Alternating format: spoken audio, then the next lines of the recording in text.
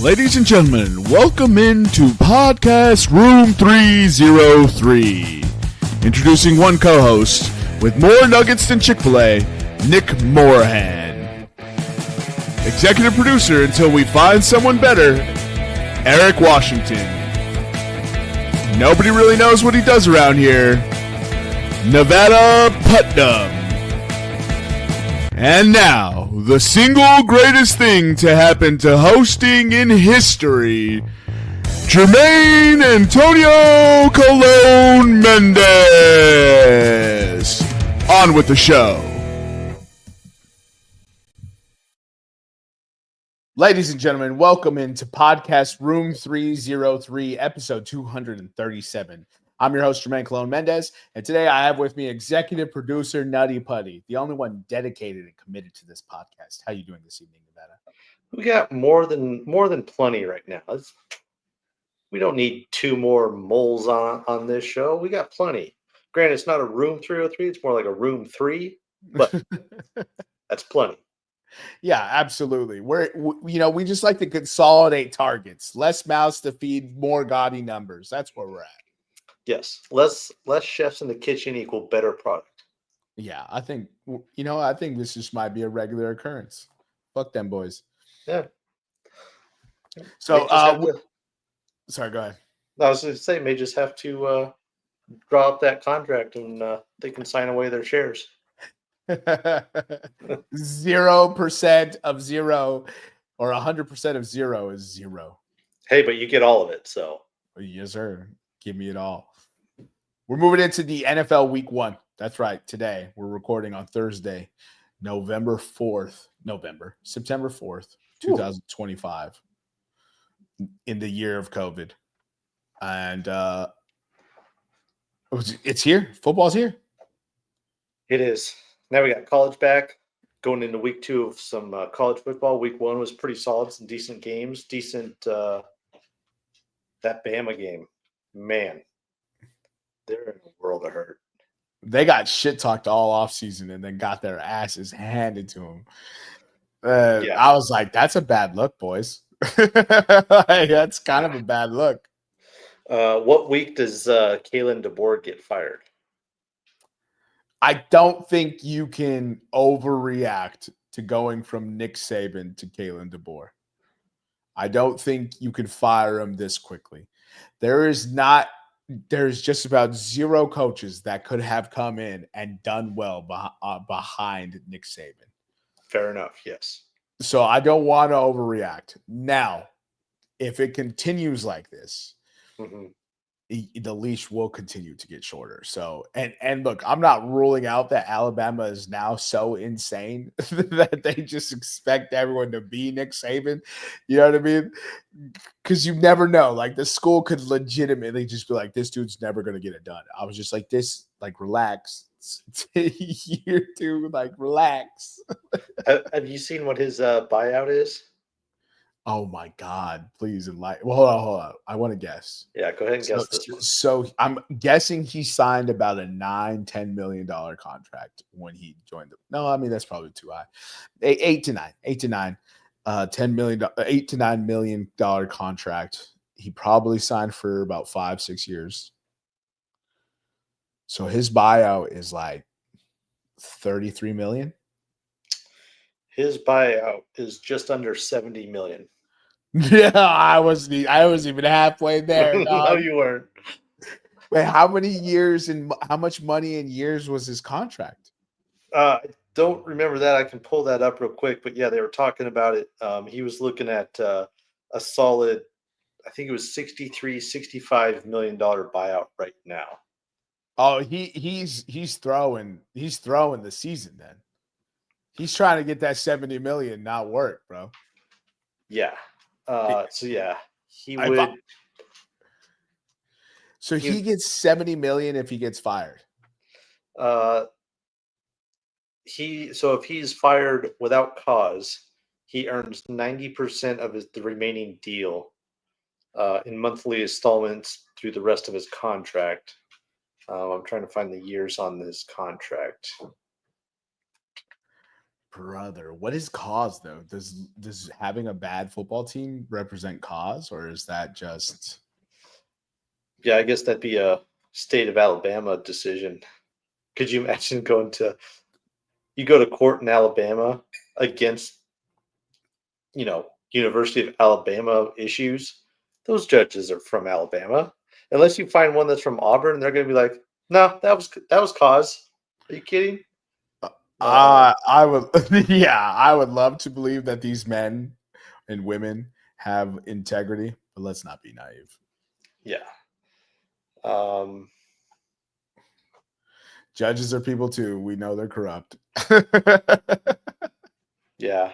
I don't see the years on here. It just says multi-year. So I'm sure it was probably what, Set 6 years, 7 years, something like that. that.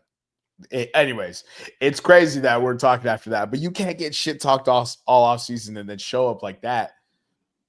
They basically showed up, pulled their pants down, turned around, and like that's how they played the game. Yeah. Here we go. I think Espen has it. So yeah, he signed a yearly contract for just under 11 a year, and it was an 8-year deal. 88 million. That's crazy money for Caleb DeBoer. He had only received what, one college football playoff appearance. I believe, I think it was just that one time at Washington. That's insane money. 11 million is insane for that man. I can't imagine they fire him though. Not with that kind of buyout. That's crazy. Yeah, I think he'll probably get the year unless it really, it turns out like a FSU year from last year. Then they'll just be like, I don't care. We're ripping off this Band-Aid. But if it's anything like FSU was last year, he doesn't make it to Halloween. Man, I don't know about that. This is only his second year. It's Bama though.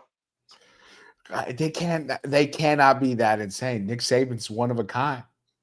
You know what I mean? Like, he is the best to ever do it. Like, you just think you're going to replace the best to ever do it with the new best to ever do it? You know what I mean? I think Alabama is much more of an emotional fan base when it comes to coaches and not logical. It's not fans who fire him. I get that, but I think, I don't know. I just don't know who you would replace him. Even if you do move on from him at the end of the year or whatever, who is the replacement? Exactly my point. It's just like, dude, like, you got to give this man a shot, a little. You got to give him a little. In year four, if he's continuously underperforming and getting whooped by FSU on opening night like that, like, all right, I just think year 2 is crazy. But honestly, we have seen some insane things. Speaking of insane, Kawhi Leonard got a backroom or side room deal with the owner of the Clippers, Steve Ballmer, for $28 million. I believe it was 28. $28 million. He had to go do a advertisement sponsorship with a company that kind of doesn't even really exist. Wasn't like a tree company or lawn or something like that? It was some nature grow, some sort of tree company. Yeah, something like that. Yeah, it was. And my thing is like, so he got a sponsorship. Sure. So I haven't really looked into all the evidence, but the evidence that people are saying it's really damning. And there is a so I don't know if you ever remember power forward by the name of Joe Smith, incredibly talented player. He played for the Hawks? Man, Joe Smith played for a lot of different teams. I think I knew him when he played with the Hawks because I'm pretty sure I know Joe Smith from the Hawks. I'm going to be so wrong. It's going to be like NBA penalty. Yeah. So Joe Smith, so basically he agreed to sign 3 one-year deals with the Minnesota Timberwolves at $3.5 million. Right. Then after the third year, he signed a massive 5-year, $86 million deal. And then the NBA got wind of all this shenanigans, and they found this information to basically corroborate it. And it resulted in the forfeiture of 5 first-round picks. They returned 2 later, when nobody was paying attention. The voiding of Smith's contract and loss of his bird rights, and a suspension for owner Glenn Taylor and GM Kevin McHale. Kevin McHale. Because they were trying to circumvent basically they were trying to circumvent the cap, because they didn't have any cap space to sign him that year, but they really, really wanted him.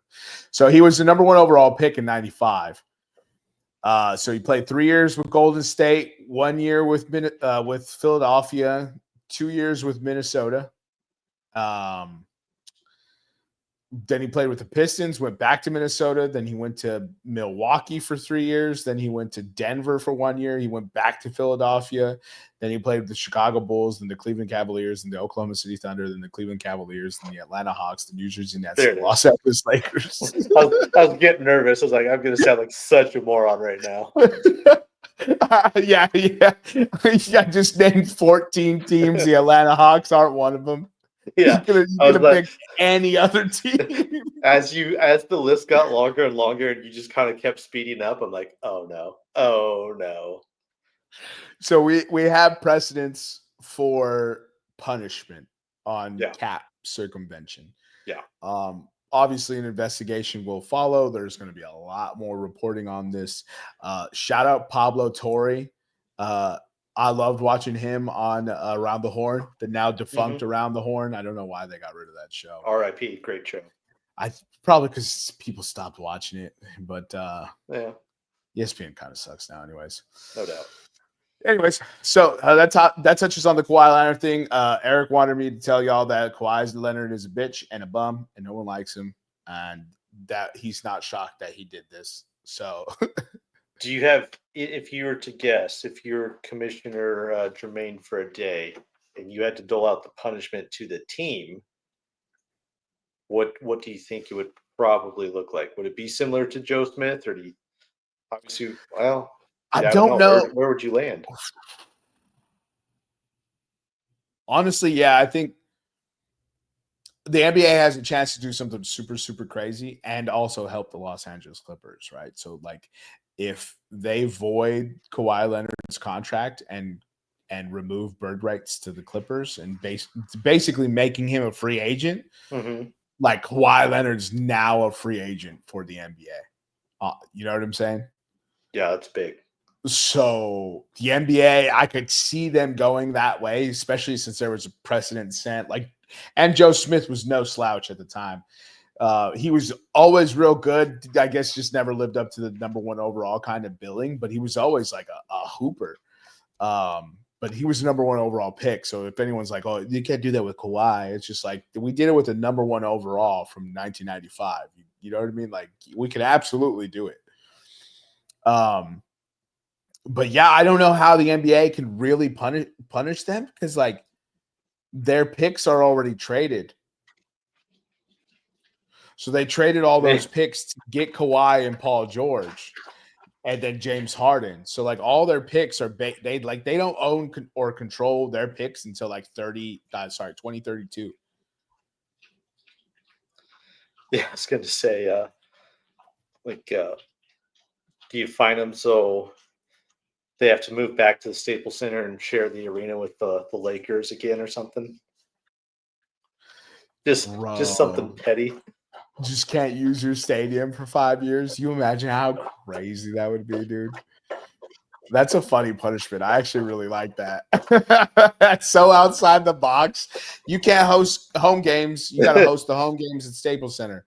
That'd be embarrassing. That would be embarrassing. So for those that were curious about Joe Smith's Atlanta career,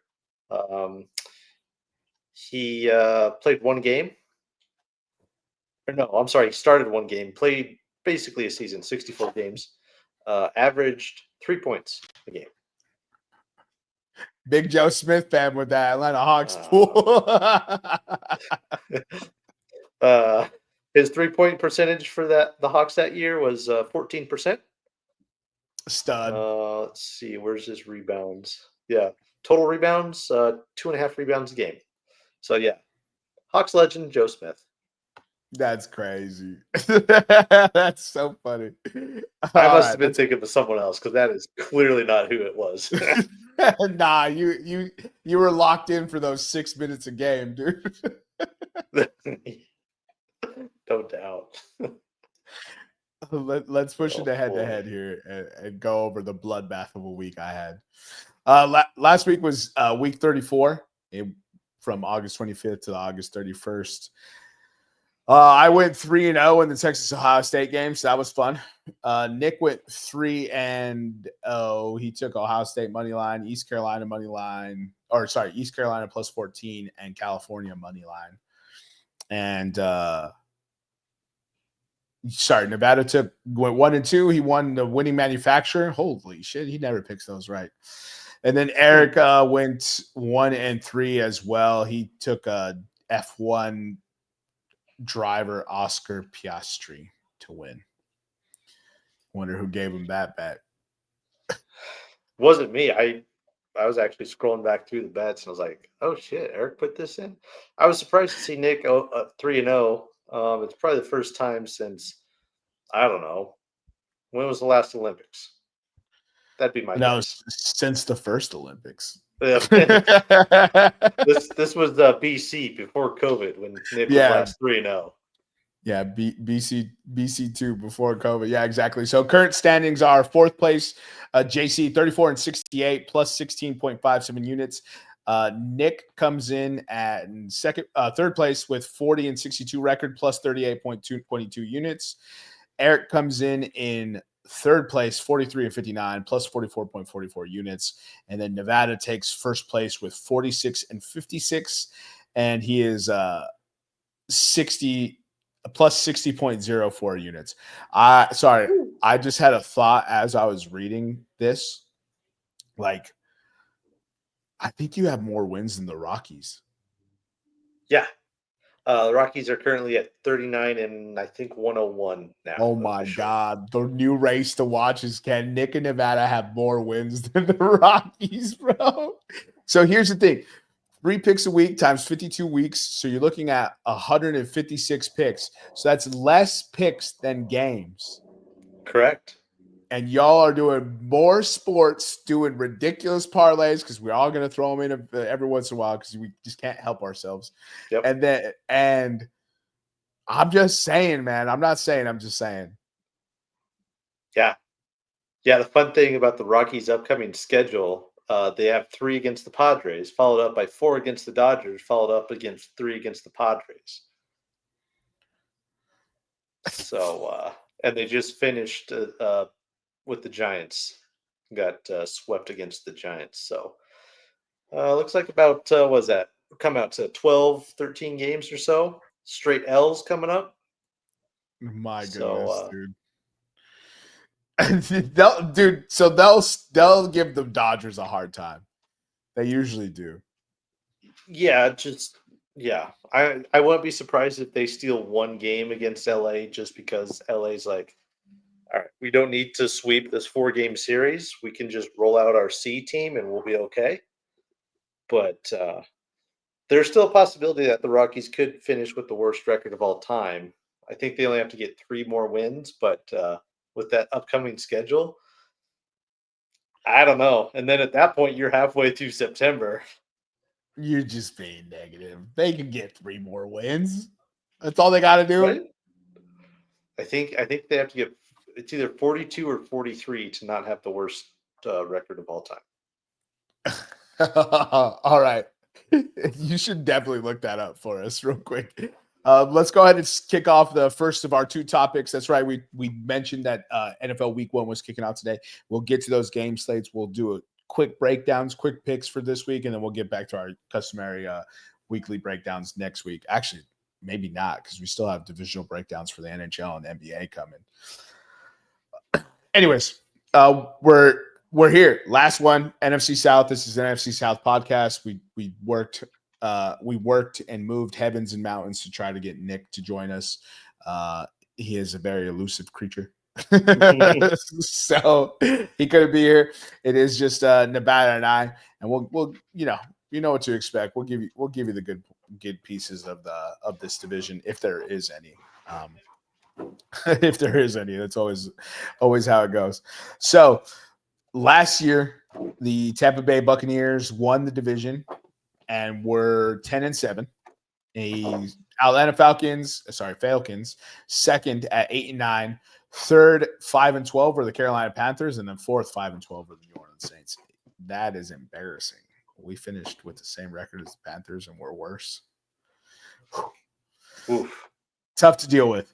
So Tampa Bay is again favored to win the division at -110. They are -175 to make the playoffs, +145 to miss. Over/under set for 9.5, and they are +2,800 to win the Super Bowl. Head coaching changes. Their offensive coordinator got poached this year once again. Liam Cohen moved over to Jacksonville, stayed in the same state, swapped conferences, and they replaced him with John Grizzard and the Lizard Wizard. Just kidding. That's a bad. When how soon do the shirts come out? Grizzard the Lizard Wizard, or Grizzard the Offensive Wizard, or something. Well, so there is a band called King Gizzard, right? And honestly, like, if it doesn't exist already, what are we doing? If it doesn't exist, Room 303, patent pending, copyright. Yeah, I love how we copyright a band name. Anyways, let's not get into this. You heard it here first, ladies and gentlemen. We'll get into the additions and subtractions. The Buccaneers weren't as active as some of these other teams that we've seen. So they brought in Hassan Reddick from the Jets. They re-signed Anthony Nelson, Greg Gaines, Kyle Trask, Sterling Shepard, Issa Opeta, and Bryce Hall. It might have been Iasua.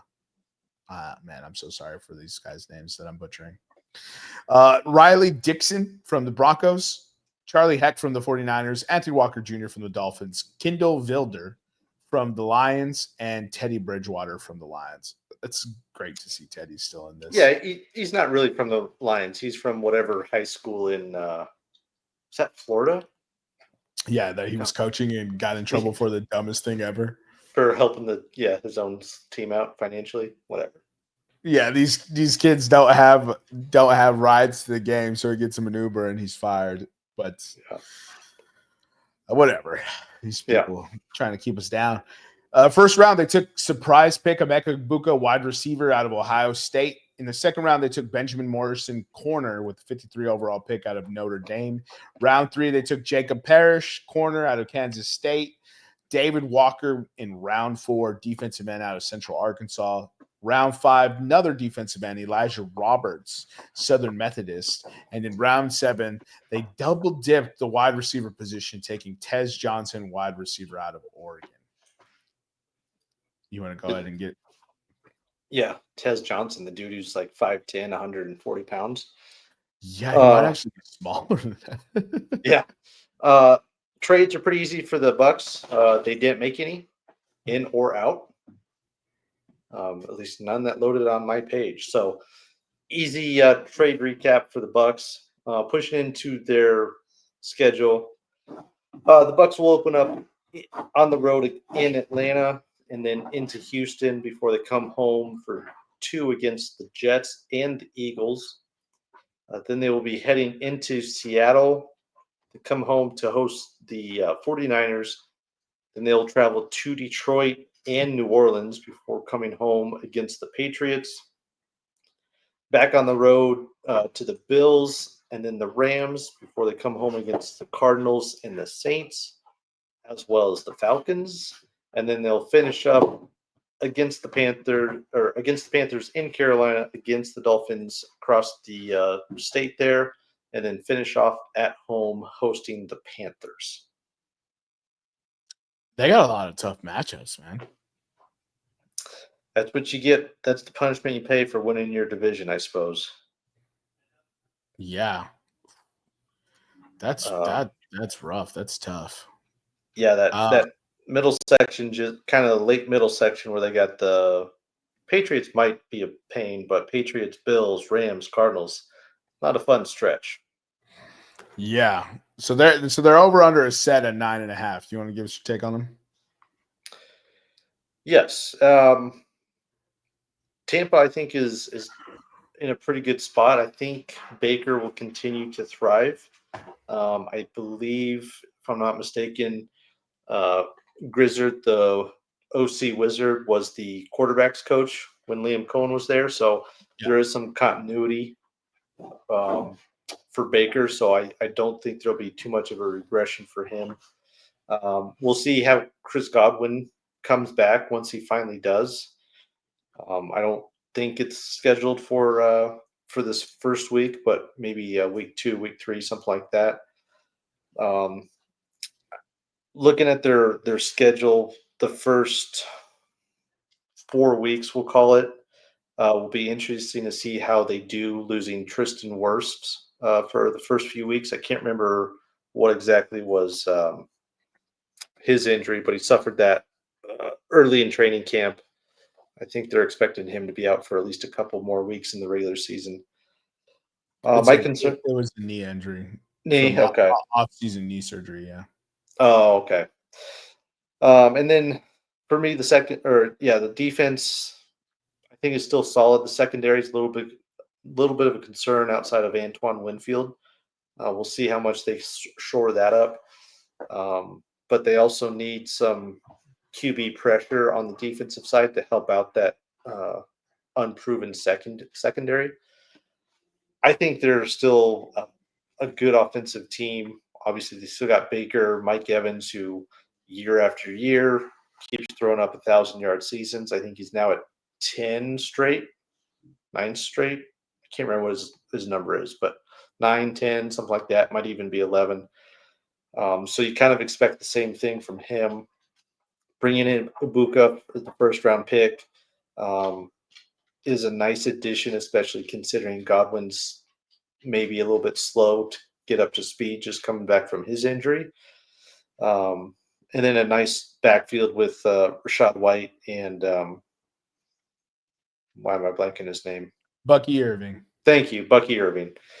So yeah, Mike Evans got 11 straight seasons of 1,000 yards. So death, taxes, and Mike Evans 1,000-yard reception, 1,000-yard receivings.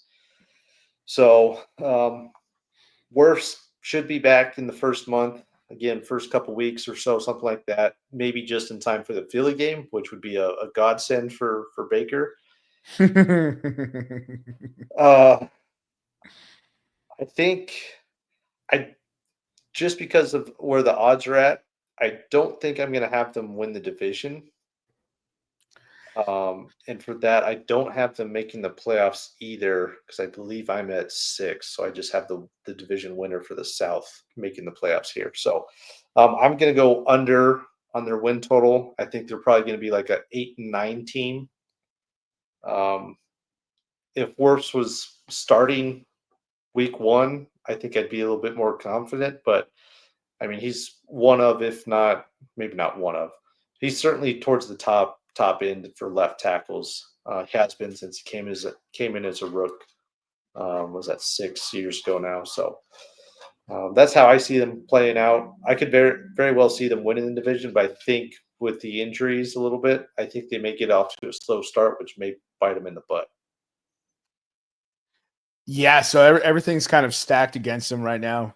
And then also, like, we're just kind of assuming because, the transition was so smooth from Dave Canales to Liam Cohen that this offense won't see any regression. Like, Baker threw for 40 touchdowns last year. Like, that's a special season. There's not many players who have thrown for 40 in a season. So it's like he had a big time year. And, I know they added Emeka Egbuka at the first, but I mean, Jalen McMillan and Chris Godwin and Cade Otton are all probably missing this week. And then Malik and Chris Godwin are missing for an extended time. So they're actually kind of hurting. Mm-hmm. So I kind of agree with your assessment of the team. Also, like, Tampa has been fortunate for a lot of bounces in certain games. Like they went 10-7, and the Saints were up on them like 18 points in the final game of the season, in a game where they weren't resting anybody. They were trying to win, and they were losing to Spencer Rattler. So it's really hard to have continued sustained success in the NFL. Like the margins are a lot smaller than everyone seems to make it. Vegas has them a favorite in 11 of their 17 games. And so for them to get over 9.5, you have to expect them to win every game they're favored. That's just not going to happen. You're more likely to lose every game you're a dog in than you are to win every game you're a favorite in. So I do like the under 9.5, and I do like the. Oh, you know what, dude? I forgot. I have to be putting these in because Eric's not here. Oh, that's right. We don't have our administrative task boy to input the numbers here. Dang! Did you just call him Task Boy? Administrative task boy. Because the dude is good. Like when I saw this doc the first time, I was like, good Lord. I would not be that organized. I do not know Excel or Google Sheets nearly that well to put together what he did. So I give him props, but I'm also going to give him a little bit of shit too. He went full Rain Man on it. You never go full Rain Man. Never go full Rain Man. All right, so you don't have them first. We'll get division order at the end. So you have them under, and you have them no to make the playoffs. Correct. Correct. All right, and I'm gonna do the same thing, I guess. Hold on, let me double check mine. I have Philly and Dallas. Oh, I gotta change that Dallas pick making the playoffs. That is That's a no go. Dallas, no. You just got bumped to fourth. I'm putting the Giants third. I'm putting the Commanders second, and the Commanders now make the playoffs. So I guess I gotta go over. Yeah. Commanders to make the playoffs. Probably won't get back to the NFC Championship game. We can get into that later. Maybe the next episode when we got stronger numbers to talk about it. But Cowboys took a digger losing Micah. I think I forgot my Rams 49ers pick because I think I had the 49ers making the playoffs just because that schedule was too easy. Yeah, I do remember you were pretty excited about that Niners schedule. Bro, it's just they're too good a team to not look at that and be like, hell yeah, brother. So here we go. Let's go. As we both in agreement on that Bucs pick on the under and no to make the playoffs. So that was pretty easy. Let's go ahead and get into this next team. You want to give us the odds for Atlanta, the Falcons? Yes, the Falcons are plus 8,000 to win the Super Bowl, win the division at plus 250, make the playoffs at plus 155. Miss the playoffs, they are favorites at minus 190, and their over under is set at 7.5. 7.5. That's an interesting line. They're not as high as on Atlanta as everyone else, huh? Jeff. Not. Yeah, that's it. We'll get into it. Jeff Ulbrich is brought in to be the defensive coordinator. Zach Robinson is the OC, and Raheem Morris are still the head coach. Let's see. Atlanta Falcons. Oh, it starts with an A, not a C. Holy cow, Atlanta was busy. See, they knew they were dog shit. That's why. Yep. They re-signed Mike Hughes, Kyle Hinton, Taquan Graham, Daryl Hodge, D. Alford, Storm Norton, Felipe Franks, Elijah Wilkinson, Kevin King twice, Kentavious Street, Brandon Parker, Josh Woods, and that's all of their re-signs. They brought in Leonard Floyd, the linebacker for the 49ers, and Divine Diablo, linebacker from the Raiders. Morgan Fox, D-lineman from the Chargers, and Michael Ford, cornerback from the Browns. They brought in Felipe Franks, the tight end from the Carolina Panthers. They signed Easton Stick, quarterback out of Los Angeles Chargers. Jordan Fuller, strong safety from the Panthers, joins the squad. DJ Shark, wide receiver from the Chargers, joins the squad. Ronnie Harrison, safety from the Colts, joins. Brandon Parker, right tackle from the they re-signed him. I already called him. CJ Henderson, corner from the Steelers. Jake Hansen, guard from the Jets. Caleb Johnson, linebacker from the Jaguars, and Keith Taylor, corner from the Chiefs. They lost in free agency Grady Jarrett, Drew Dahlman, Rondale Moore, Richie Grant, Ross Dwelly, Lorenzo Carter, Damone Harris, Eddie Goldman, Avery Williams, Harrison Hand, Nathan Landman, and Matt Judon. In the draft, the Atlanta Falcons were incredibly busy. They acquiring a second first round pick on draft night. First pick 15, they took Jalen Walker, outside linebacker out of Georgia. And with the 26th pick, they took James Pierce Jr., defensive end out of Tennessee. Then they had another pick in the round 3 with Xavier Watts, safety out of Notre Dame. In round 4, they took Billy Bowman Jr., safety out of Oklahoma. They had to forfeit their 5th round pick for tampering with Kirk Cousins. And then they drafted Jack Nelson, tackle, in the 7th. As far as the Falcons trades, they only made one that was not a draft day trade, and that was acquiring right tackle Michael Jarrell from Seattle in exchange for a 2027 7th round pick. Whew. As far as their schedule goes, they will open up, if you're listening 10 minutes ago, they'll open up at home against Tampa. Then they'll go on the road against the Vikings and Carolina. Then they'll come home against the Commanders and the Bills before going out to San Francisco. Then they'll come home to host the Dolphins. Then they'll travel up to Foxborough to play the Patriots. They'll head out to Germany to play the Colts in what is technically an away game.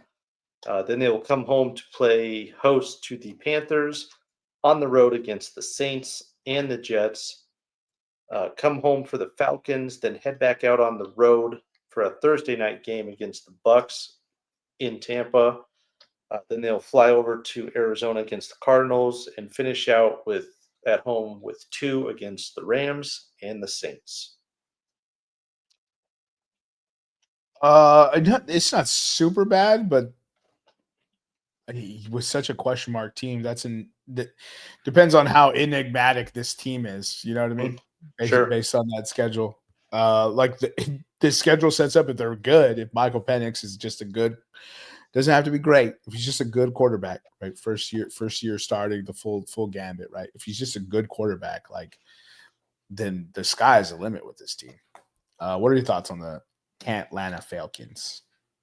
I think Penix will thrive, well, quote unquote thrive, as far as essentially a rookie can. He only got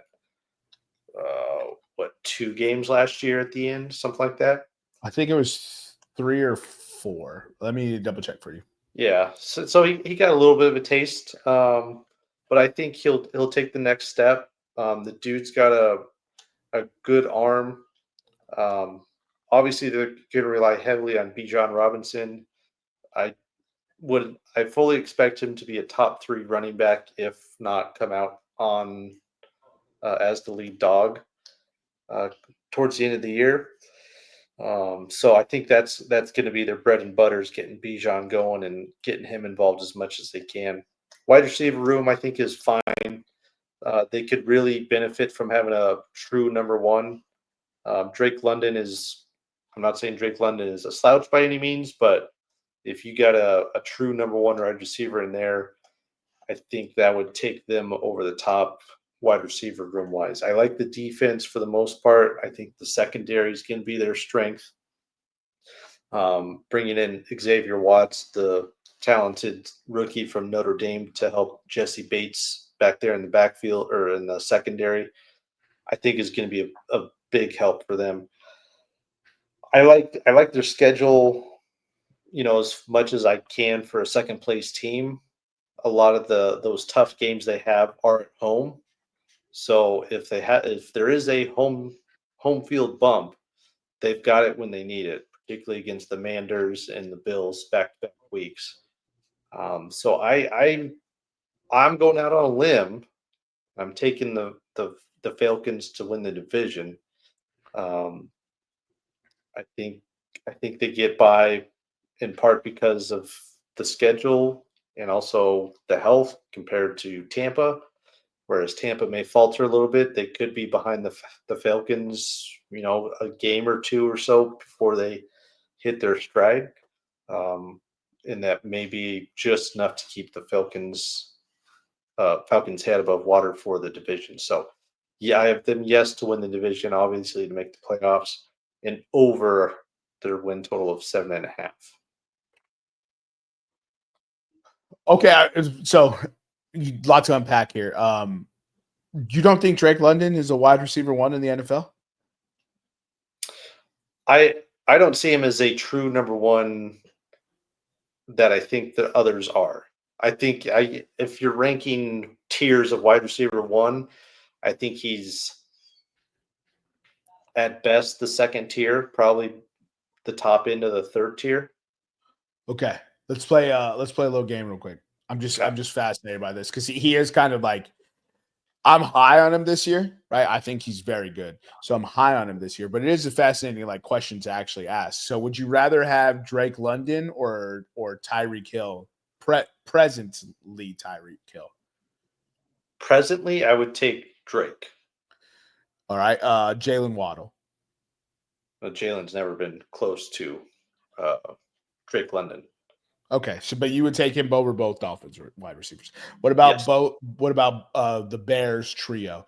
DJ Moore, Rome Odunze, and Luther Burden. Would you take him over all three of them? I might take DJ Moore over Drake London. Okay, all right. Especially if DJ Moore is the focal point as a wide receiver one. All right. Would you take the Washington duo, Debo or Terry, Scary Terry, over Drake? Not Debo. I can't trust him anymore. Scary Terry, I don't know. That one's kind of a toss-up. I see him, Scary Terry, Drake London, Cortland Sutton, all kind of right in that group of guys where I see him as. So you're the number one on the team, but I don't think you're number one. You're not Jamar Chase, Justin Jefferson, CeeDee Lamb, that kind of number one. Okay, so you wouldn't take any of those guys you just named then over him. So would you take Tedero and McMillan over Drake London? I have no idea. Maybe. Okay. I mean, we're talking about a rookie who's coming into a potentially rough situation. What about some more interesting wide receivers that have question marks around them because of changing coordinators and quarterbacks and stuff? But would you take JSN or Garrett Wilson over Drake London? I would probably maybe JSN. Garrett Wilson, I've never been a fan of just because he's with the Jets. That's like my biggest gripe with Garrett Wilson is he might be good, but he's on the Jets and they can't get out of their own way. He'll never be good because he's on the Jets. Yeah, exactly. All right, so you have Drake London in high esteem because that's quite a bit of wide receivers that would chop them up, but you're not putting him. Basically, what you're saying he's not close to the Chases, Jeffersons, London, true bona fide number one. Like they go any team, Brown. Right? They go to any team, they're easy number one. I think for the Falcons, yes, he's number one, perfect. Same thing, like I said, with Scary Terry, Cortland Sutton. They are their team's number one, but they go to another team. I don't think you would see them the same as, oh yeah, this guy's walking in the door, he's number one. Okay, got it. So that's why I have him second tier number one. Got it. And so this one's interesting because it's an old head and a young head, but would you take the Tampa Bay healthy wide receivers over Drake London, Egbuka and Evans, or how would you approach that? Yeah, those are two guys on complete opposite ends of their careers. I'll stay away from the rookie right now still, just because who knows. Mike Evans would be hard to pass up. I mean, we just said it. 11 straight seasons of 1,000 yards. 1,000, at least 1,000 yards. That doesn't happen. That's why I think, has the record. 11 straight years. I think from starting as a rookie, I think he's now in his 12th year. Yeah, he has 11 straight. Yeah, I think that he's tied with the record for some reason. It very well could be, yeah. Because I think he's tied, and I don't remember if it was Jerry Rice or Randy Moss. Yeah, I will double check.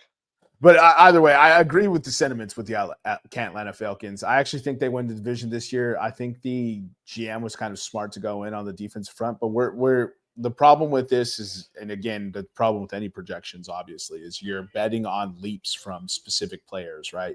So I am looking at this Atlanta Falcons squad, even with the loss of Alex Mack, or maybe it wasn't Mack, but one of their offensive linemen's out for the season.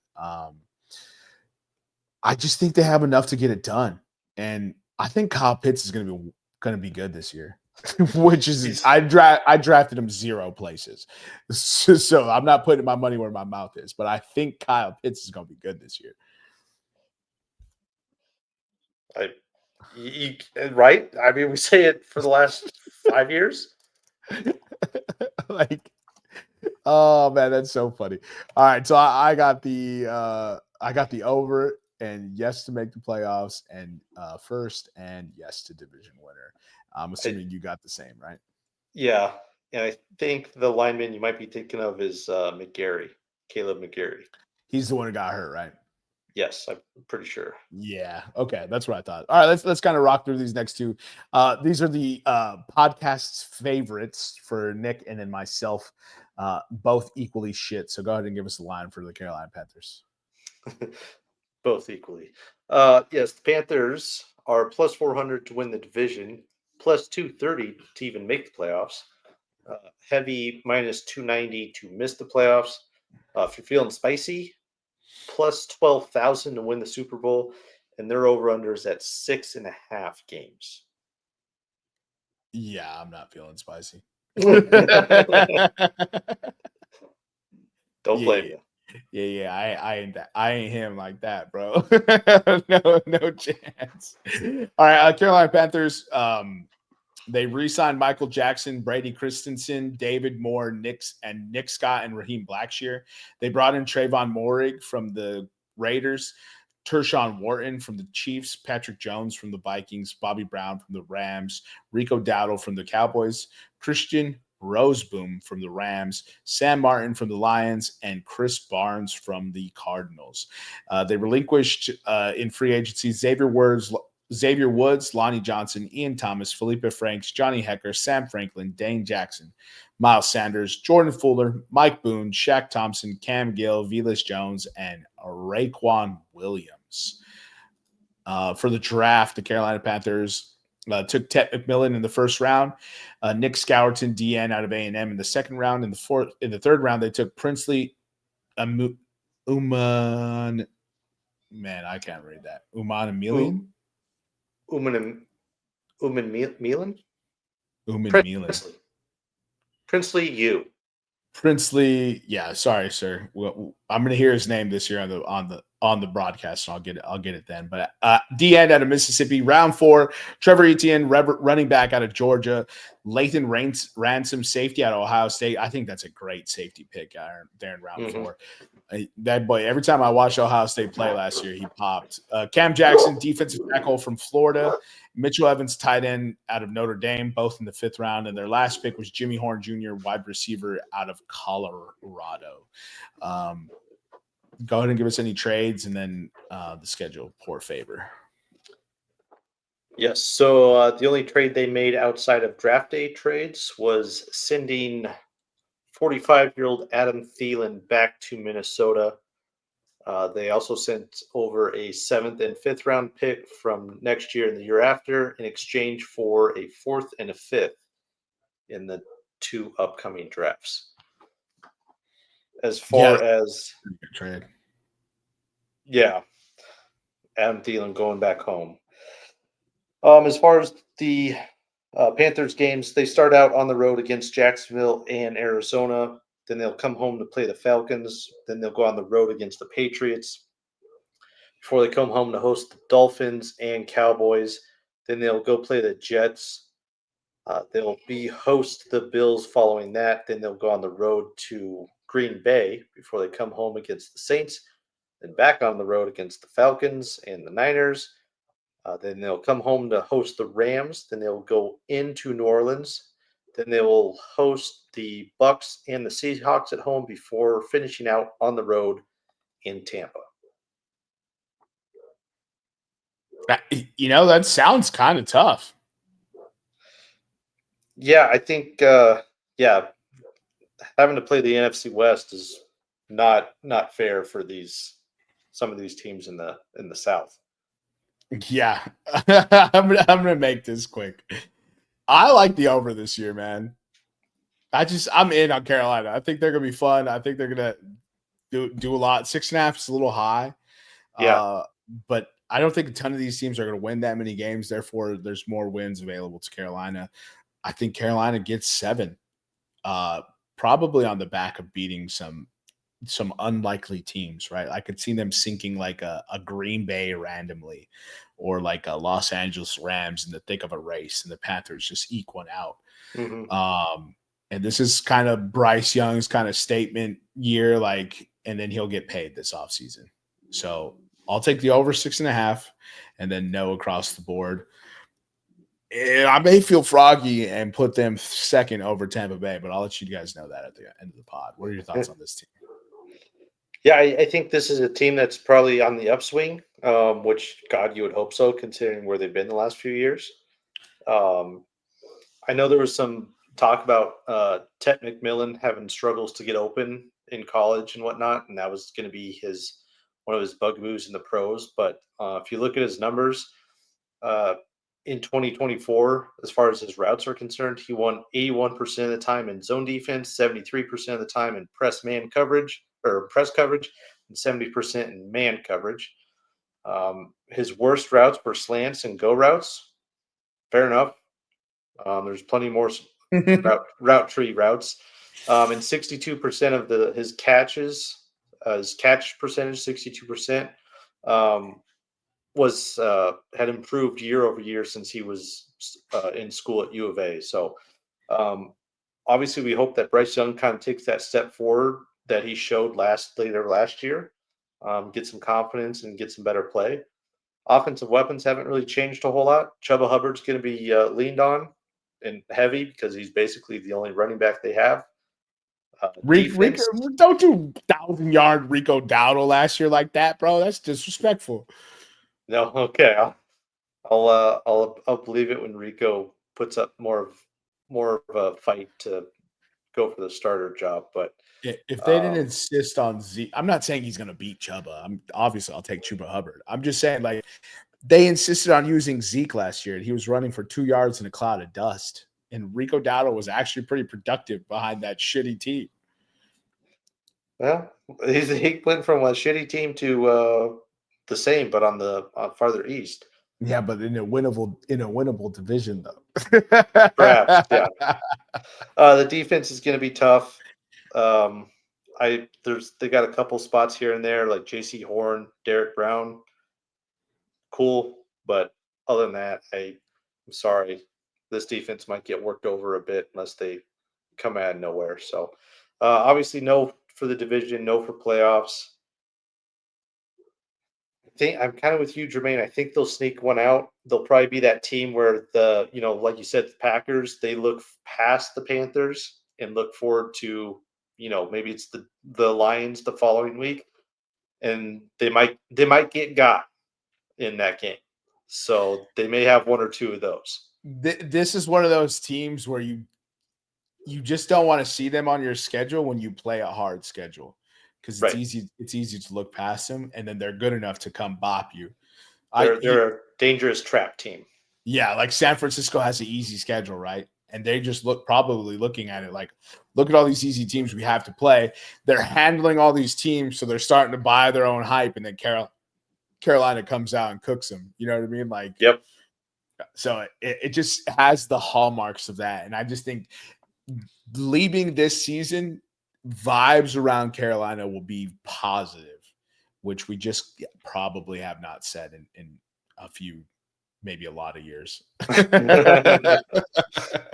A lot of years, yes. All right, let's move into the next one. Give us the last odds.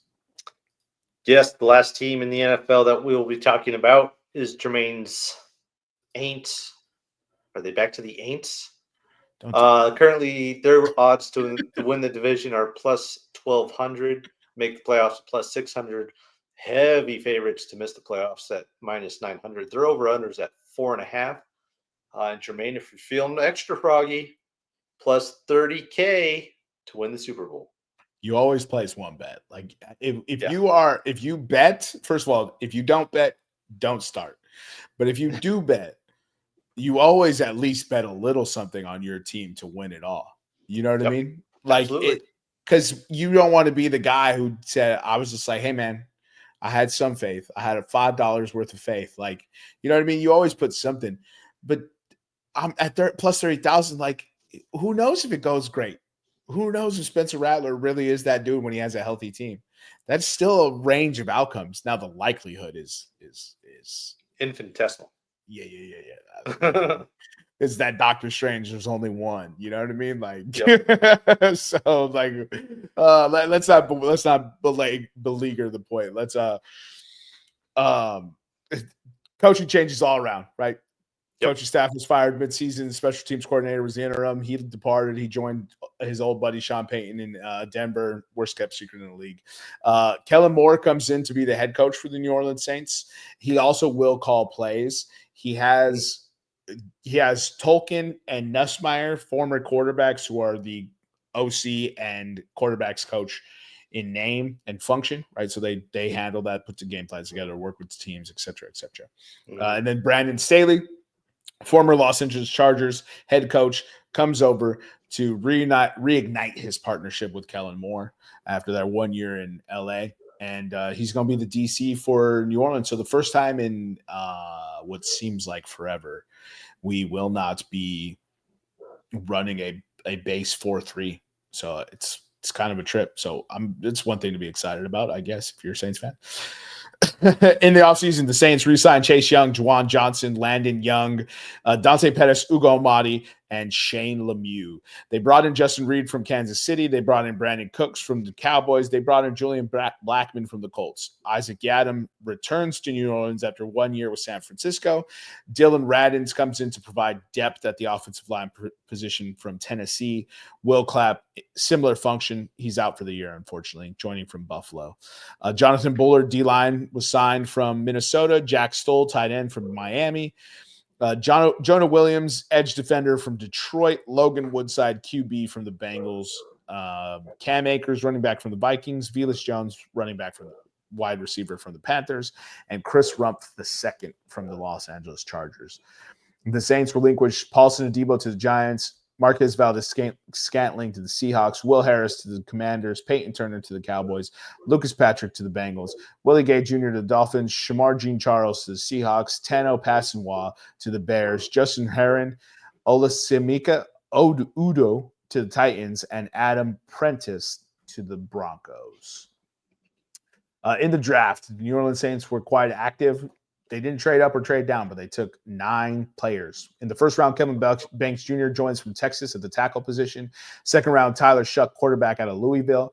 Third round, 2 players, Vernon Broughton, defensive tackle, and Jonas Sanker, safety out of Texas and Virginia, respectively. Denny Stutzman, the Oklahoma linebacker, and Quincy Riley, the Louisville cornerback, join in the 4th round. In the 6th round, Devin Neal, the running back, joins out of Kansas. And in the 7th, Moliki Matavao from UCLA and Fadil Diggs from Syracuse joined the New Orleans Saints. And Fadil Diggs made the practice squad, actually. I lied. Whack.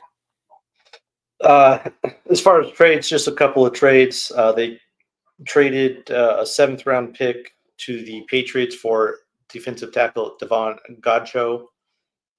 They swapped defensive tackle Kalen Saunders for center Luke Fortner from the Jags. They got Devon Vele from the Broncos for a couple of future picks, and then they also took Asim Richards, right tackle, and a 7th-round pick for a 6th-round pick. Why does it say a 2020 6th-round pick for Dallas? Interesting. Because we fleeced him, dog. Jerry Jones is really feeling himself this offseason.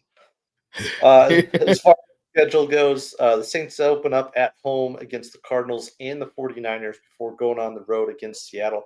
Good Lord. 1, 2, 3 straight NFC West to start the season. All right. Then they'll be in Buffalo before they come home against the Giants and the Patriots. Then they'll go to play Chicago before coming home against the Bucs. Then they'll be on the road against the Rams and the Panthers. They'll come home to face the Falcons. Then they will go to Miami and then across the state to play Tampa. They'll come home to host the Panthers and the Jets before finishing out on the road against Tennessee and Atlanta. Yeah, the start to the season is fucking brutal, bro. No doubt. No doubt. The Saints got worked. So the offseason was pretty hectic for New Orleans. They saw Derek Carr, Ryan Ramczyk, Tyrann Mathieu, and Jimmy Graham all retire. So basically, we were forced into a rebuild in spite of our GM's reluctant nature to do it. We did bring in a new exciting upstart. I think he's very exciting. Head coach with Kellen Moore. And we drafted the highest quarterback we've drafted since Arch Manning, basically. In the second round with Tyler Shuck, he didn't win the job, so Spencer Rattler will start week 1.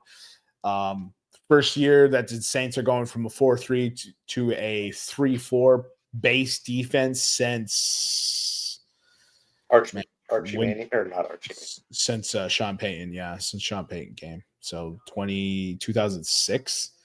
So basically 20 years of the same defensive philosophy. Chris Olave, Rashid Shaheed, both exciting players. And Alvin Kamara is still there.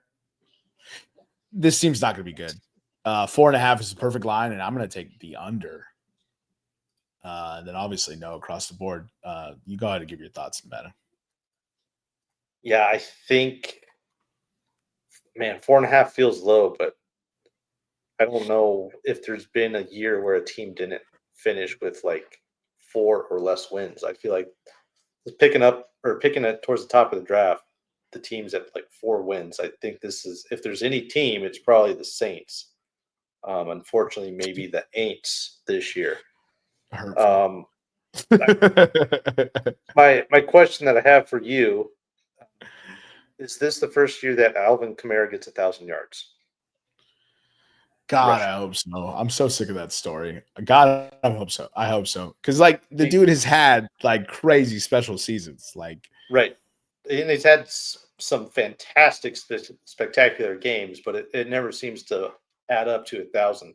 I think if there is a year, it's this year, because Kellen Moore, even though he is a quarterback, every place he goes, it is a run-first offense, and typically that running back has, if not a career year, one of his top 3 career years as a rusher. So I think that's where Kamara is going to be. They got a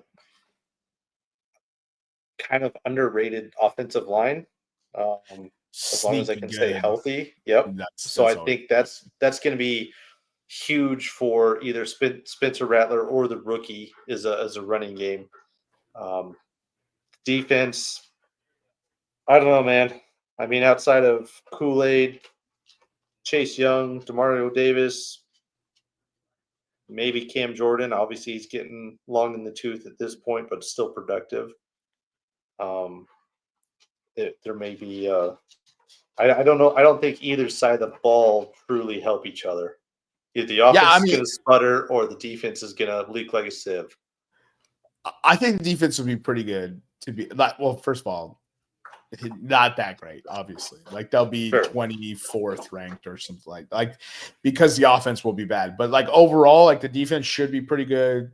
Justin Reed and Alontae Taylor inside this Brandon Staley defense is very exciting. Brian Brise is our defensive tackle. He's going into his third year. He had 7.5 sacks last year. It's what's gonna come down to is, can we stop the run? And we haven't been able to. We weren't able to last year. I think we'll be better this year, though. So, but it's just not going to be a good team regardless. Look, Spencer Rattler and Tyler Shuck are probably not it. I am more high on Tyler Shuck than I am Spencer Rattler, like from a ceiling perspective. But I'm just looking to see them both and see the young talent on this team develop. I'm very excited to see Quincy Riley and Jonas Sanker grow into roles. We brought them in the draft this year. Kelvin Banks Jr. was immediately plugged in on the left side, even though they said they were like, oh, everyone's going to cross train at every position, and then we'll settle on our offensive line, and then we go to the first rookie non-mandatory OTA, and Kelvin Banks Jr. is a left tackle. So he's been the left tackle for basically since he was drafted, which puts Talisie Fuaga on the right side. That's back-to-back first-round picks. I mean, you'd love to see that on an offensive line. Our right guard was also a first-round pick. Mm-hmm. Our left guard, who's hurt right now, unfortunately, was also a first-round pick. And then our center, who's one of the best in the league, nobody knows about because he plays in New Orleans. It was our first pick in a draft, and he was a second-rounder at pick 53.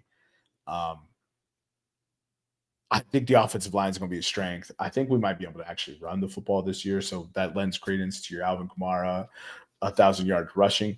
And he would have had it last year. He just got nicked up at the end, but he was well on his way to 1,000 yards last year. And I was rooting for it all year. And then all of a sudden, he gets hurt. And I was like, a fucking course, dude. We can't have nothing nice. Right. Spencer Rattler will actually get to play a full game with Chris Olave and Rashid Shaheed on the field at the same time. He'll get to play a full game with 4 of his 5 starting offensive linemen. He's never done that before. And it's Kelmore's offense. So this team is going to be bad. You're not going to hear me say anything else. We're not this fringe hopeful division winner anymore. We're a rebuilding team. The team won't say it, but that's what we are. And, but I do think they're going to be a lot of fun to watch, man. I think, after talking about it, I think I'm going to go over on their wins. I think they'll get 5. Maybe 6 if they sneak one out or the defense pulls it together. But I mean, that's either 4 and 13. I don't know if they lose 13. Yeah, so the Titans went 3 and 14 last year. The New York Giants went 3 and 14 last year. All right, I'm sticking with the under. Damn. All right, so my exact division order is going to be Atlanta first, Tampa Bay second, Carolina third, and New Orleans fourth. Ditto. Yep. Ditto. Yeah, we were thinking the same thing about this division. This division, despite being wide open, it's unspectacularly truly open, if that makes sense. You know what I mean? It's maybe Tampa Bay takes a step back. The likelihood of that happening over them continuing to be what they were is more plausible this year. Sure. But they could pick right where they left off. I mean, Emeka Egbuka is a first-round wide receiver. Mike Evans is still there. Bucky Irving's still there. Baker Mayfield's still there. That's still a good ball team. Well-coached, well-run organization ever since they traded for Tom Brady. So it's they could easily do it. But this year I'm going with something different, especially when I could get Atlanta at plus 250. I will say this. Carolina at plus 400 to win the division is a whole lot of fun because I like what they did in the draft defensively with how they plugged their holes from safety and on the front line. And I like the players they brought in free agency to help as well, like Trayvon Moehrig. So they could be serviceable enough to win this division because this division is not difficult. Tampa Bay lost twice to Atlanta last year, and they had to go on a spectacular run to end the season to win that division. Yeah. and it needed Atlanta to implode at the same time. Yeah. So this division's a lot closer than people think. But let's go ahead and get into the final thing for the day. Oh, where's it at? Yeah. Some week 1 football slates. I like it. Yeah, we're gonna go through this quick though, because we're already running a little long. So Yes, sir. Yes, sir. Refresh in hand. Obviously, we start out tonight with the boys and the Eagles, which brings up Eric and I's bet from I don't know 2 months ago. He has Jalen Carter getting 2 sacks tonight. And as we've mentioned on this pod before, his season high is 6, or career high is 6. I don't even think it was that high, but yeah. I know there was a 6. It was like 4. There's a 6 one, but yeah. So he's thinking he's going to get, we'll call it half of his season sacks tonight here in another hour. Yeah, so he got 6 in 23 and 4.5 last year. Okay. So he's going to get either half or a third of his career total tonight.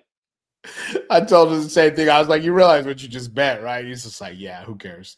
All right, what you got? I'm taking Dallas Cowboys plus 8.5, and I really, really, really, really, really, really want to put money on the Dallas Cowboys money line, but I'm not doing it. It seems like nobody thinks they have a shot, and it almost makes me go like, I mean, you always got a shot. Like, and when everyone is so convinced, I'm like, nah, I think I want to zig when people are zagging or the other way around. So I'm for sure taking Dallas plus 8.5. Yeah. Same thing. I'll take the spread for Dallas to cover because it is a divisional game and everybody's saying they don't have a shot. 8.5 is a big shot for a division game. So I still don't think they'll be able to pull it out as far as the money line is concerned, just because the talent differential. But I fully anticipate them to cover the spread. Yeah, so all right. So we're taking Dallas. Oh, shoot, excuse me. Sorry, I forgot I have to write this down as well. Dallas plus 8.5 for both of us, right? Correct. Dallas. Oh, I put Dallas money line plus 8.5. So, it's not how money lines work, dog. All right, so Dallas. The very next game, Kansas City Chiefs take on the Los Angeles Chargers in Brazil. Oh, sorry. Kansas City Chiefs are 3-point favorites, and the Chargers are plus 140 on the line. Over under set for 46.5. What do you got, Nevada? I don't know. I try to stay away from the foreign soil games because they get a little wacky. I think the only thing I would take on this is under on the points. Under on the points. All right. Yes, sir. But other than that, spreads and all that, I don't know. Especially in a divisional game, I don't know. I thought Justin Herbert was him though. Well, he could still be him, but that doesn't mean he's gonna fraud push the over. Nah, I think Kansas City is going to come send a message.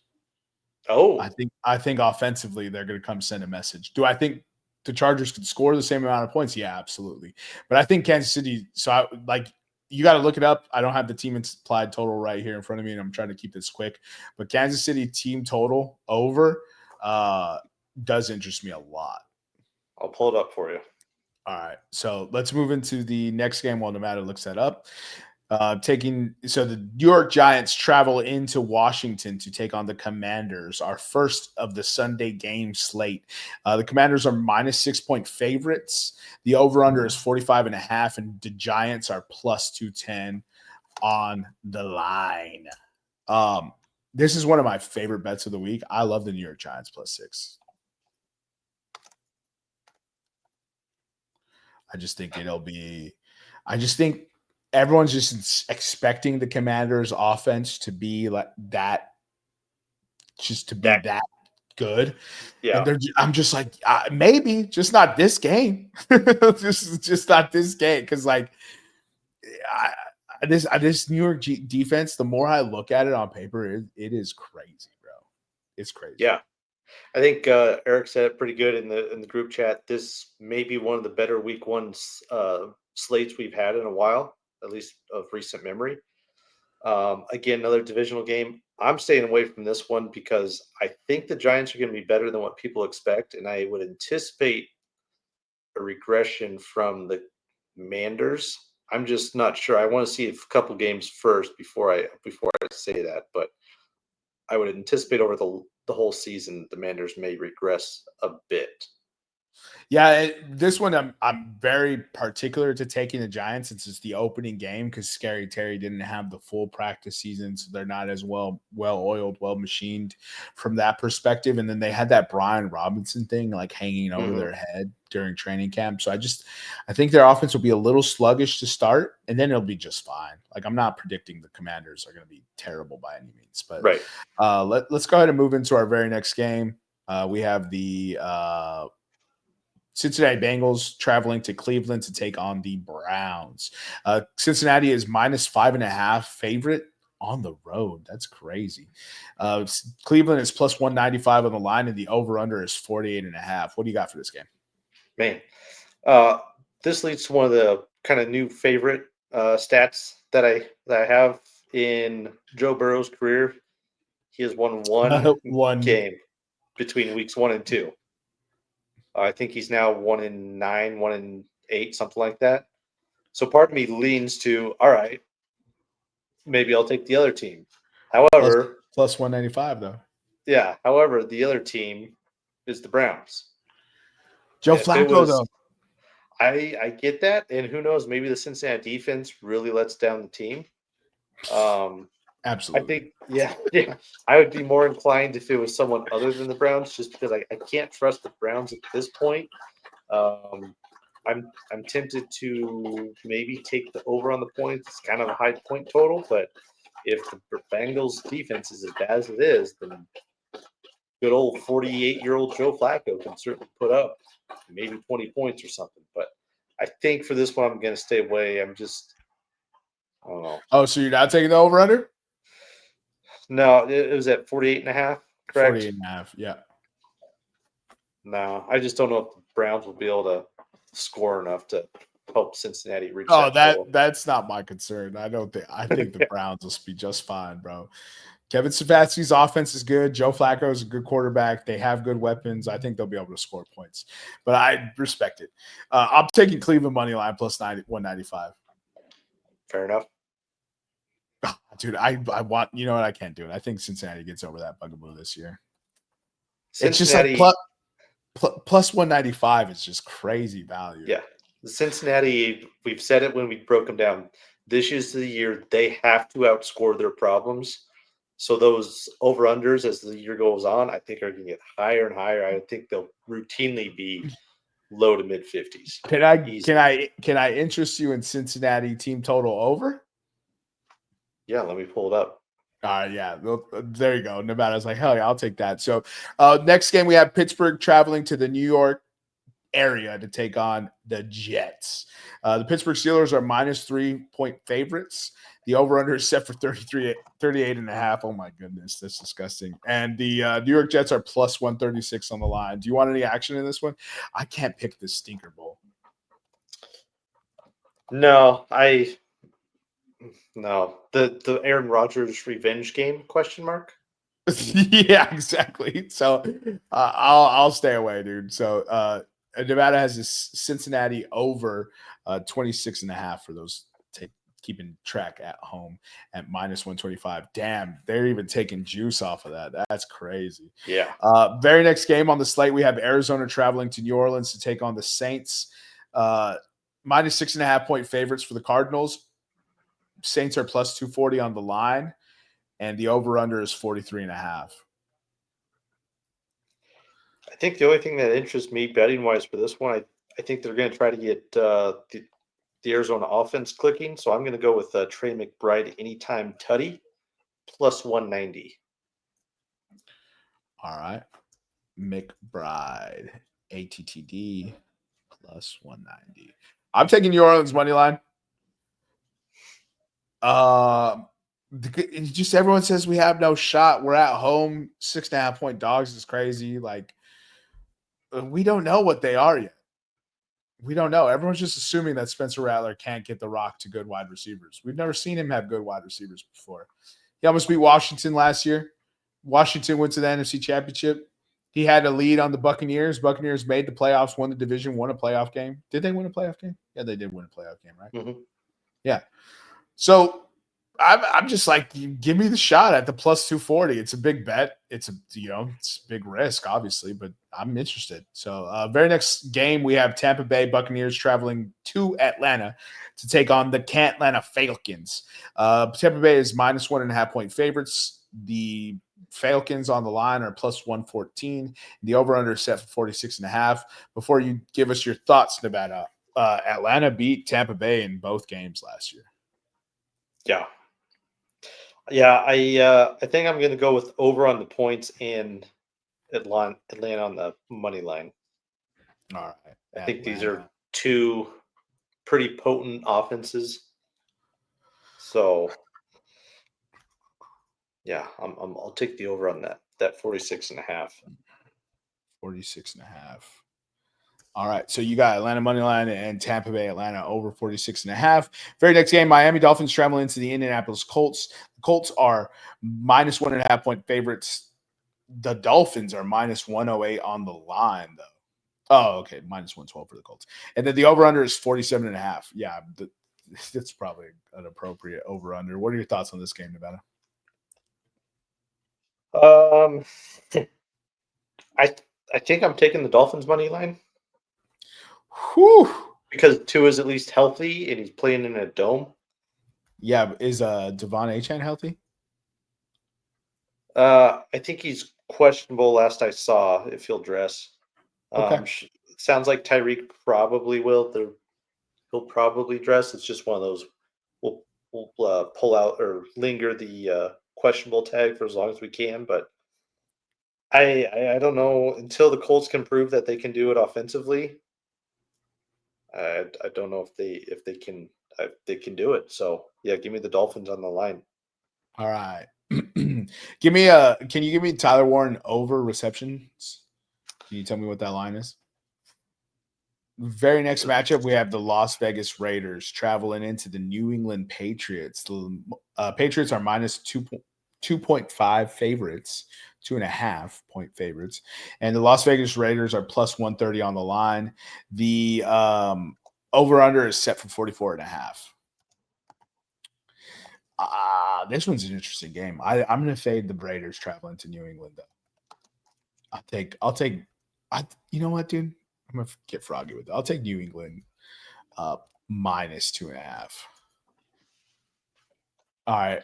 Over under 3.5 is minus 131 under, plus 103 over. Ooh, yeah, give me that. I'll take over 3.5. That's one of my favorite bets this weekend. Yeah, Tyler Warren over 3.5 receptions for even money. Yeah, absolutely. You got any action on that Raiders Patriots game? No, I think it might be a slugfest. But other than that, I mean, I'd be tempted to take the under, but I'm also not going to do that week one. I took New England minus 2.5. I just have a good feeling about that. I don't know. Maybe I'm crazy. The Raiders have a competent quarterback. They have a solid wide receiver who wants out, weirdly enough, with Jacoby Myers. He wants to get paid. Yeah, and obviously they got two studs, at least one with Brock Bowers, and theoretically, pushing him out projection-wise. Ashton Genty should also be a stud. So they might be able to sneak up on the Patriots. All right, you talked me out of it. Well done. Fuck you. All right, very next game, Carolina Panthers travel into Jacksonville to take on the Duval Jaguars. Duval. Jaguars. This is so funny. Jaguars are minus 3.5 on the spread. Carolina's plus 154 on the money line. Over under is set for 46.5. God, this is the battle of the Tampa Bay offensive coordinators. Who do you like? What team do you like better out of this matchup? The Jags, but I'm not taking anything on it. Part of me wants to take Carolina plus 154, bro. Yeah, it's kind of a scary one. We'll see what happens with Cohen's first day at the helm, but that's what's scaring me away from the Jags right now. Because, like we just said, Panthers could be that team that sneaks up and gets a few teams here and there. Yeah, and the week one will let everyone in on the secret that Carolina could be sneaky this year, though. Yeah. Tennessee travels into Denver. Denver's minus 8.5 on the spread, and Tennessee is plus 320 on the money line. Over under is 42.5. I'm almost forced to bet Tennessee plus 8.5. I know it's a rookie quarterback. That's just a lot of points week one. Yeah, I could definitely see them, opening drive, maybe going down and get a touchdown, just kind of sneak up and bite the Broncos because they're full of piss and vinegar. But over the long haul, I don't think you're going to be able to keep up with that defense. I know it's just plus 8.5 is a lot because like Tennessee's defense is good. So let's say the Denver Broncos scored 24 points. I only need Tennessee to score 16. So I'll give you this team totals. Titans are at 16.5. Broncos are at 25.5. Damn, I'm all over that. I Yeah. was all over that. You are right there. Dude, yeah, I'll take Tennessee plus 8.5. I get the hook. Look, if you go down and score a touchdown and a 2-point conversion, I still have the hook. Yeah, I'll take that. I think Cam Ward impresses, and against a real good defense. I think he impresses. Now, don't hold me to this. they're 8.5 point dogs for a reason, people. burn this episode if it turns out to be ugly. But so, do you want Denver plus 8.5? No, I'm not tying my wagon to the emotional game that will be the Broncos. Gotcha. Very next matchup, San Francisco 49ers travel into Seattle to take on the Seahawks. San Francisco is minus 2.5 on the spread. Interesting. Seattle is plus 120 at home, and the over-under is 43.5. They really just don't think Sam Darnold is worth anything. I'm sorry, what did you say the spread was for? San Francisco minus 2.5 on the road. Okay. I heard it backwards. I was like, San Fran's okay. I'm with you now. Thanks for joining an hour and 27 minutes in. I was behind the other way. I think to get him back in the groove of things, I'm going to go with CMC anytime tutty at CMC. minus 140. Not a whole lot there, but they got to start to grease the wheels. Minus 140. I mean, if you want 2 touchdowns, which he was crushing his last year, he was healthy. That is plus 400. Ooh. He could easily do that against Seattle. He could. so who do you think wins this game? San Francisco? I think San Francisco, just because people are healthy. Okay, that's interesting, man. Seattle on that money line is fascinating for this weekend. Next game, Detroit travels to Green Bay to take on the Packers. Green Bay is minus 2.5 point favorites at home, and Detroit is plus 124 on the line. This is going to be a fantastic ball game. I don't want anything to do with it, though. Yeah, I think the only thing I will go for is over on the points. You want over on the points? Yes, sir. All right, so the weather isn't shit yet, so they'll both be able to operate the offenses, but a lot of overs first week. Houston travels to LA to take on the Rams. The Rams are minus 3.5 point favorites. Houston's plus 145 on the line. The over-under is 43.5. Man, if this was any higher, like if 44.5, I bet the under. Yeah. I just have like Houston's defense is fast. Los Angeles' defense is fast. Yeah. like they go. It's gonna be fun a fun defensive game to watch. I'm probably not taking anything in it. What do you think? Maybe a little Devontae Adams, a little Tay anytime tutty. Maybe I want to see Stafford throw first, because obviously he's coming back from that I don't know if it's herniated disc or whatever the case may be, bulging disc, but a Who do you think 30 wins that? Who do you think wins that game? Sorry, go ahead. I mean that 36-year-old or whatever, Matt Stafford. I don't know. Give me some confidence first before I start taking leaps on that team. I feel it. I just don't think I'm not worried about Stafford. We do this every year. Stafford's hurt every year. He's the Julio Jones of quarterbacks.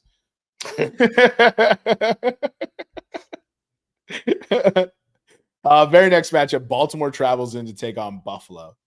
B- Baltimore on the road is a -1.5 point favorite. Buffalo is plus 105 at home. The over-under is 50.5. I'm almost obliged to bet that under. I'll take the under. Man, I really don't want any part of this. I think it's going to be a fantastic game. I think it should be fairly high scoring. I think the Ravens win. If I had to choose, I would pick the Ravens, but obviously, you see the spread; it's damn near a coin flip. Yeah, absolutely. It's dope that they made that Sunday Night Football. Yeah, it's a great Sunday night game to start off the year.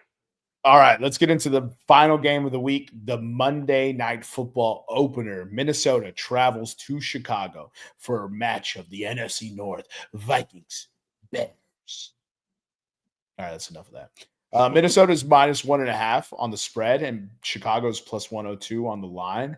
The over-under is 43.5.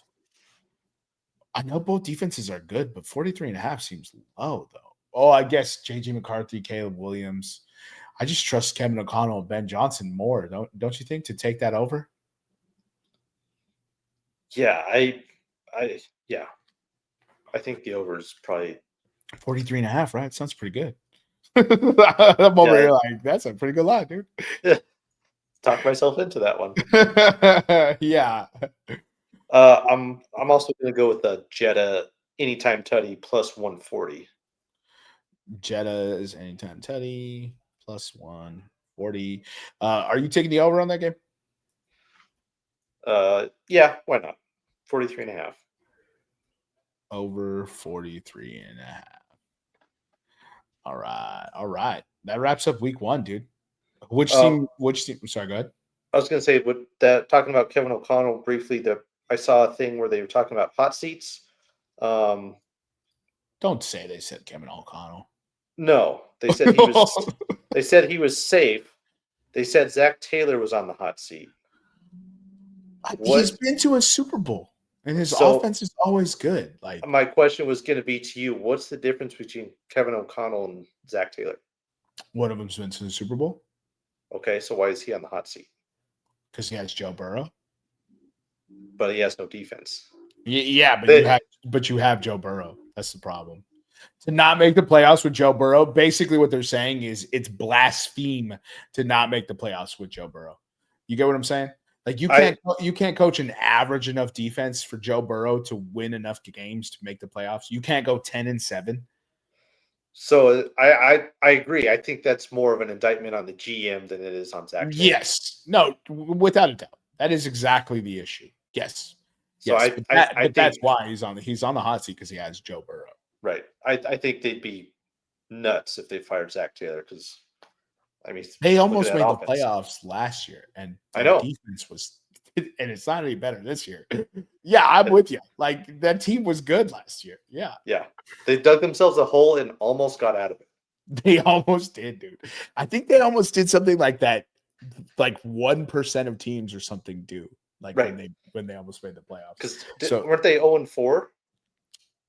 I think they were, man. Because that was the stat. It was like only 1 or 2 teams in the league's history has come back 0-4 and made the playoffs. Yeah, and honestly, like, they missed a couple face mask calls on Joe Burrows in some late big games against, like, the Ravens and like the maybe it was the Chiefs or something like that, but they missed huge no calls like that. If they call that, Cincinnati scores, that's a whole different ball game. Yep. So the other, I'm not bringing it up like, oh, the refs blew it or whatever. I'm bringing it up because usually everything averages out. Right? Sure. So it's like all right, if we just assume that everything averages out, they should win a couple of those close games and make the playoffs. Which I was telling Eric the other day. I was like, I really wanted to pick Cincinnati to make the playoffs, but I just couldn't do it. And I was like, I'm glad Nevada had the gusto to do it. Like, I think they can make it. It's just like, man, you got so much has got to go right. Like, it's crazy. You have to tell your defense, hold the other team to 24 points or less. We'll take care of everything else. Hey, man, let them go up and down the field. Just hold them to a field goal. You know what I mean? Like, hold them to a field goal, please. Just be elite in the red zone. Like, that's all we're asking for. Crazy. All right, before we leave, biggest surprise of the weekend. Forecasting biggest surprise? Yeah, like you pick a game that happens or a player that breaks out that you didn't see coming or something like that. Let's get weird. I'm going to say Bryce Young over 300 yards passing. Oh, I love that. Travis Hunter records 2 receptions and people start to panic. I mean, he's not a good route runner, though. That's what people don't seem to understand. I think he's pretty good, bro. But I'll give you the benefit of the doubt. You watched. You're in that area, like you know it more. Like he's an athletic freak, but that worked in CU because a lot of it was backyard scramble football. It was just Shador holding on and hoping he gets open. Yeah.